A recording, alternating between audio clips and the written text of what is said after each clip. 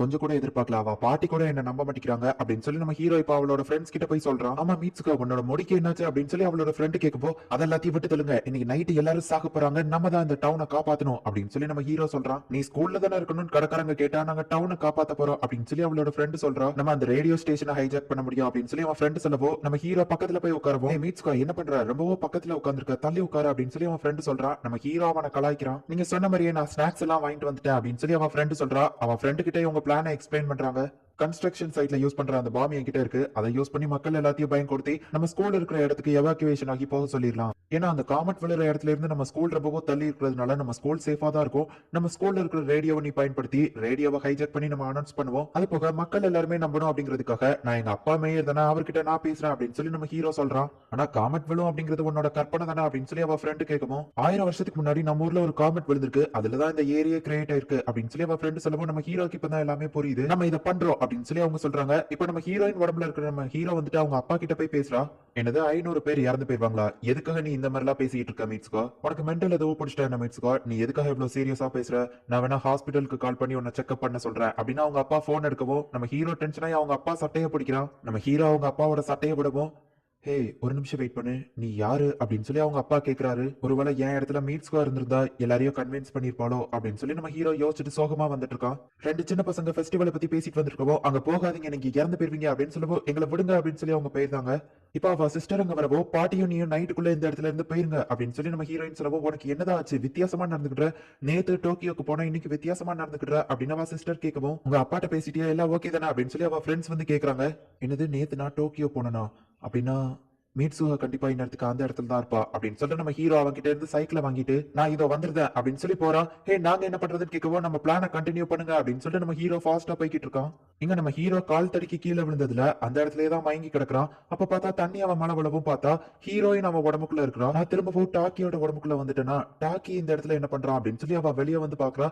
பார்த்தா அவ வில்லேஜே அழிஞ்சு போயிருக்கு. மீட்சுகாக்கு எல்லாமே இப்பதான் ஞாபகம் வருது, அப்படின்னா நான் இறந்து போயிட்டேனா அப்படின்னு சொல்லி அவ வருத்தப்பட்டு இருக்கா. இங்க நம்ம ஹீரோ சைக்கிள் எடுத்துட்டு ஃபாஸ்டா அந்த இடத்துக்கு வந்துட்டு இருக்கான். அப்பதான் அவனுக்கு எல்லா விஷயமுமே புரிய வருது. நான் டோக்கியோ போயிட்டு வரேன் அப்படின்னு சொல்லி நம்ம ஹீரோயின் அவ சிஸ்டர் கிட்ட சொல்லவும், நீ எதுக்கு டோக்கியோ போகணும் அப்படின்னு சொல்லி அவ சிஸ்டர் கேக்குறா. எனக்கு ஒரு டேட்டிங் இருக்குன்னு சொல்லவும், டோக்கியோல அப்ப உனக்கு ஒரு பாய் ஃப்ரெண்ட் இருக்கானு கேட்கவோ, அதெல்லாம் கேட்காத அப்படின்னு சொல்லிட்டு அவ அங்க இருந்து போறா. 3 வருஷத்துக்கு முன்னாடியே ஹீரோயின் நம்ம ஹீரோவை பாக்குறதுக்காக டோக்கியோக்கு வந்திருக்கா. டாக்கி என்ன பார்த்த உடனே எப்படி ஃபீல் பண்ணுவா, ஒருவேளை அவனுக்கு நான் டிஸ்டர்பன்ஸா இருப்பனா, இல்லைன்னா அவனுக்கு சர்ப்ரைஸா இருக்குமா அப்படின்னு சொல்லி ஹீரோவை டோக்கியோல வந்து தேடுறா. ஹீரோக்கு கால் பண்ணி பார்த்தா நாட் ரீச்சபிள் அப்படின்னு சொல்லி வருது. கண்டிப்பா நான் டாக்கியை பார்த்த உடனே கண்டுபிடிச்சிருவேன், அவனாலயும் என்ன கண்டுபிடிக்க முடியும் தான் நினைக்கிறேன் அப்படின்னு சொல்லி ஹீரோயின் ஒரு எக்ஸைட்மெண்டோட இருக்கா. ஆனா அவ எங்க தேடியுமே நம்ம ஹீரோவை கண்டுபிடிக்க முடியல. அப்பதான் ஒரு ட்ரெயின் போகுது, பார்த்தா அதுக்குள்ள நம்ம ஹீரோ இருக்கிறத அவ பாக்குறா. உடனே நம்ம ஹீரோ இருக்கிற கம்பார்ட்மெண்ட் நம்ம ஹீரோயின் சேஸ் பண்ணி போய் நம்ம ஹீரோ இருக்கிற கம்பார்ட்மெண்ட்ல ஏறா. கரெக்டா நம்ம ஹீரோ முன்னாடி போயிட்டு ஹீரோயின் நின்னுட்டு வெக்கப்பட்டு இருக்கா. இங்க நம்ம ஹீரோ கஷ்டப்பட்டு அந்த இடத்துக்கு வந்துட்டு இருக்கான். எனக்கு மீட்சுவாவை பத்தி தெரியாது, ஆனா அவ என்ன பாக்குறதுக்காக டோக்கியோக்கு வந்திருக்கா அப்படின்னு சொல்லி நம்ம ஹீரோக்கு இப்பதான் எல்லாமே புரியுது. டாக்கி டாக்கி அப்படின்னு அவ கூப்பிடுவோம். யார் நீங்க அப்படின்னு சொல்லி நம்ம ஹீரோ கேக்குறான். அப்படின்னா அவனுக்கு என்ன தெரியாது போல, ஆனா கன்ஃபார்ம் இவன் தான் டாக்கின்னு எனக்கு தெரியும் அப்படின்னு சொல்லி ஹீரோயின் நினைக்கிறா. இந்த பொண்ணு என்ன வித்தியாசமா இருக்கு அப்படின்னு நம்ம ஹீரோ நினைக்கிறான். இப்போ ட்ரெயின் அந்த ஸ்டேஷன்ல நிக்கவும் நம்ம ஹீரோயின் இறங்க போறா. ஒரு நிமிஷம் வெயிட் பண்ணுங்க, உங்க பேர் என்ன அப்படின்னு நம்ம ஹீரோ கேட்கவும், மீட்சுகா அப்படின்னு சொல்லி அவளோட ரிப்பனை தூக்கி போடுறா. அந்த டைமிங்ல நீ யாருன்னே எனக்கு தெரியாது மீட்சுகா, ஆனா நீ என்ன பாக்குறதுக்காக வந்திருக்க, இப்பதான் எனக்கு எல்லாமே புரியுது. ஆமா இது டாக்கியோட சவுண்ட் மாதிரி இருக்கு. டாக்கி நீ எங்க இருக்க அப்படின்னு சொல்லி அவங்க ரெண்டு பேருமே தேடி போய்கிட்டு இருக்காங்க. இவங்க ரெண்டு பேரும் வேற டைம் லைன்ல இருந்தாலுமே அவங்க பேசுறது இன்னொருத்தங்களுக்கு கேக்குது. டாக்கி நீ ஏன் உடம்புக்குள்ள தானே இருக்க அப்படின்னு சொல்லி நம்ம ஹீரோ அவளை தேடி போயிட்டு இருக்கான். ஒரு இடத்துல இவங்க ரெண்டு பேருமே கிராஸ் பண்றாங்க. இவங்க ரெண்டு பேருக்குமே ஃபீல் ஆகுது. ஹே டாக்கி இது நீ தானே அப்படின்னு சொல்லி அவ கேட்கவும், மீட்ஸியே இது நீ தானே அப்படின்னு நம்ம ஹீரோ கேட்கறான். ஒருத்தர் அந்த இடத்துல ஃபீல் பண்ண முடியுது. அப்ப பார்த்தா அந்த இடத்துல ஒரு நிழல் வரவோ, இப்ப அவங்க ரெண்டு பேரும் அவங்களோட ஒரிஜினல் பாடிக்குள்ளேயே போயிட்டாங்க. ஃபர்ஸ்ட் டைம் அவங்க ரெண்டு பேருமே ஒருத்தர் மீட் பண்ணிக்கிறாங்க.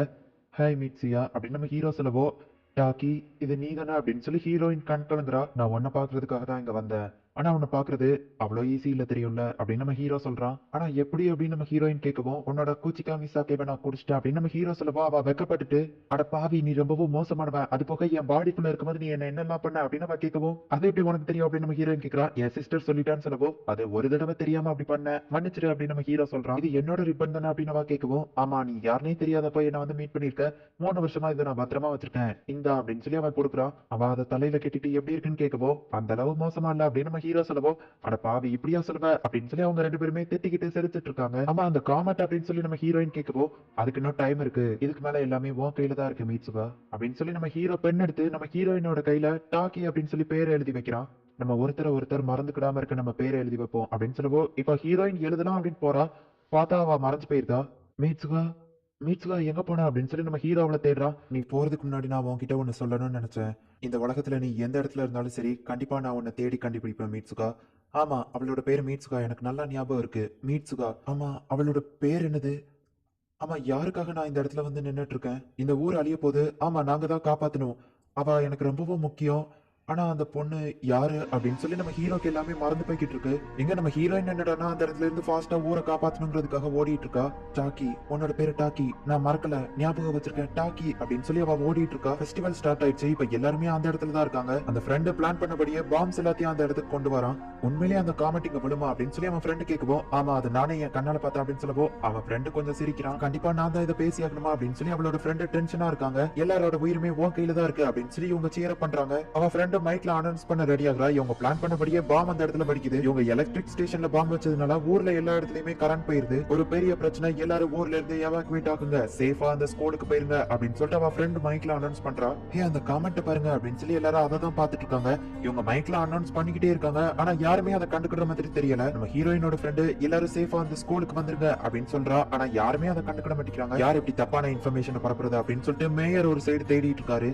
காட்டு தீ பரவறதுக்கான சான்ஸ் இருக்கு, அது பக்கம் இன்னும் நிறைய எக்ஸ்ப்ளோஷன் வெடிக்க சான்ஸ் இருக்கு, எல்லாரும் இங்க இருந்து போங்க அப்படின்னு சொல்லி மைக்ல அனௌன்ஸ் பண்றாங்க. யாருமே அதை கண்டுக்கிடாம அவங்க பாட்டு அவங்க வேலையை பார்த்துட்டு இருக்காங்க. ஹே மீட்சுகான்னு கூப்பிடுவோம், எனக்கு அவன் பேர் மறந்து போச்சு அப்படின்னு சொல்லி நம்ம ஹீரோயின் அலறா. ஹே மீட்சுகா இது எல்லாத்தையுமே நீ தானே ஆரம்பிச்ச, ஃபயர் ஃபைட்டர்ஸ் இல்லாம நம்மளால யாரையும் எவாக்குவேஷன் பண்ண முடியாது, உங்க அப்பா கிட்ட போய் திரும்ப பேசு அப்படின்னு சொல்லி அவன் ஃப்ரெண்ட் சொல்லவோ, நம்ம ஹீரோயின் அவங்க அப்பாவை பாக்குறதுக்காக ஓடுறா. ஆனா அவன் பேர் என்னன்னு எனக்கு ஞாபகம் வர மாட்டேங்கி, அது மறந்து போச்சு அப்படின்னு சொல்லி நம்ம ஹீரோயின் ஃபாஸ்டா ஓடிட்டு இருக்கா. இது எல்லாமே பொய்யான இன்ஃபர்மேஷன் அப்படிங்கிறது மேயருக்கு தெரிய வருது. இது எல்லாமே போய் தான் அந்த மைக்ல பேசிட்டு இருக்கவங்கள நிறுத்துங்க அப்படின்னு சொல்லி மேயர் ஆர்டர் போடுறாரு. சார் அந்த ரேடியோ ஹைஜாக் பண்ணப்பட்டிருக்கு, அந்த ஹை ஸ்கூல்ல இருந்தா யாரோ பேசுறாங்க அப்படின்னு சொல்லி மேயருக்கு இன்ஃபர்மேஷன் கொடுக்குறாங்க. அனௌன்ஸ்மெண்ட் பார்த்தா அவ ஃப்ரெண்ட வந்து ஆளுங்க பிடிச்சிருந்தாங்க. நீங்க யாரும் கவலைப்பட தேவையில்ல, எந்த பிரச்சனையும் இல்ல, யாரும் பதட்டப்படாம நீங்க இருக்கிற இடத்துலயே இருங்க அப்படின்னு சொல்லி திரும்ப அனௌன்ஸ் பண்றாங்க. இவங்க பிளான் எல்லாமே ஃபெயிலியர் ஆயிடுச்சு. நம்ம ஹீரோயினோட ஃப்ரெண்டோட அப்பாவும் அந்த இடத்துக்கு வந்திருந்தாரு. எக்ஸ்ப்ளோஷன் பண்ணது நீ தானே அப்படின்னு சொல்லி அவர் கேட்கிறாரு. அந்த காமெட்டவா சொன்ன மாதிரியே ரெண்டு துண்டா பிரிஞ்சு அந்த இடத்துல வந்து விழ போகுது. எல்லா நியூஸ்லயுமே இதை அனௌன்ஸ் பண்றாங்க.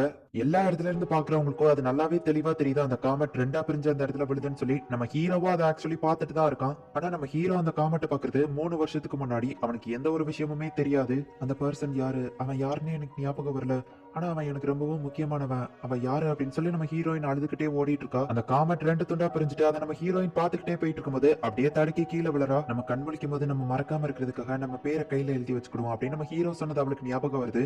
அவளோட கையாவா பாக்குறா.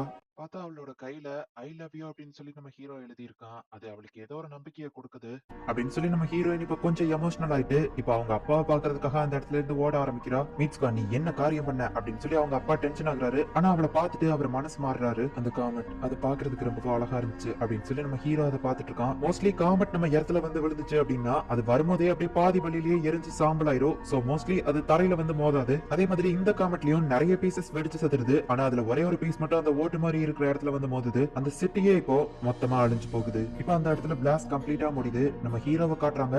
நம்ம ஹீரோ மயக்கத்துல இருந்து இப்ப கண் முழிச்சு பாக்குறான். அந்த காமெட் விழுந்து அந்த இடம் அழிஞ்சது அப்படியே தான் இருக்கு. இது எந்த இடம், நான் இந்த இடத்துல என்ன பண்ணிட்டு இருக்கேன் அப்படின்னு சொல்லி நம்ம ஹீரோ எல்லாத்தையுமே மறந்துருந்தான். சில வருஷங்கள் போகுது. நம்ம ஹீரோ இப்ப ஜாப்க்கு போயிட்டு இருக்கான். அப்ப ட்ரெயின்ல போயிட்டு இருக்கும்போது ஒரு பொண்ணு ரெட் கலர் ரிப்பன் கட்டி இருக்கிறத பார்த்துட்டு ஃபாஸ்டா அந்த இடத்துக்கு ஓடி போறான். ஆனா அந்த இடத்துல அப்படி ஒரு பொண்ணே இல்ல. நான் எப்பவும் இந்த மாதிரி தான் ஏதோ ஒரு விஷயத்த தேடிட்டே இருக்கேன், ஆனா என்ன தேடுறங்கிறது எனக்கே தெரியல அப்படின்னு நம்ம ஹீரோ நினைக்கிறான். நிறைய ஜாப் இன்டர்வியூ அட்டென்ட் பண்றான். ஆனா எதுலயுமே அவன் செலக்ட் ஆகல. இப்ப அவன் ஃப்ரெண்ட்ஸ் எல்லாம் மீட்டிங் போட்டு பேசிட்டு இருக்காங்க. எங்களுக்கு எல்லாம் நிறைய ஜாப் ஆஃபர் வந்திருக்கு அப்படின்னு சொல்லி அவன் ஃப்ரெண்ட்ஸ் அவனை வெறுப்பேத்துறாங்க. ஒருவேளை நான் தேடிட்டு இருக்கிறது ஒரு பர்சனையா, இல்லைன்னா ஒரு பிளேஸா, இல்ல ஏதாச்சும் ஒரு ஜாபா அப்படின்னு நம்ம ஹீரோ குழப்பத்திலேயே இருக்கான். ஓகட்டோரோ நம்ம ஹீரோக்கு மெசேஜ் பண்ணதுனால நம்ம ஹீரோ அவளை பாக்குறதுக்காக வந்திருக்கான். ஒருவேளை நீ போட்டிருக்க சூட் தான் உனக்கு செட் ஆகலையா என்னமோ அப்படின்னு சொல்லி அவ காமெடி பண்றா. எதுக்கு வர சொன்னா அப்படின்னு நம்ம ஹீரோ கேட்கறான். உன்னை பார்த்து ரொம்ப நாள் ஆச்சுல்ல, அதுதான். ஒரு தடவை நம்ம அந்த ஓட்டு மாதிரிக்கு போனோமே ஞாபகம் இருக்கா அப்படின்னு அவ கேட்கவும், ஆமா 5 வருஷம் ஆயிடுச்சு அப்படின்னு நம்ம ஹீரோ சொல்றான். ஓ 5 வருஷம் ஆயிடுச்சா, ஆனா அப்ப நடந்த விஷயங்கள்லாம் எனக்கு மறந்து போச்சுப்பா அப்படின்னு அவ சொல்றா.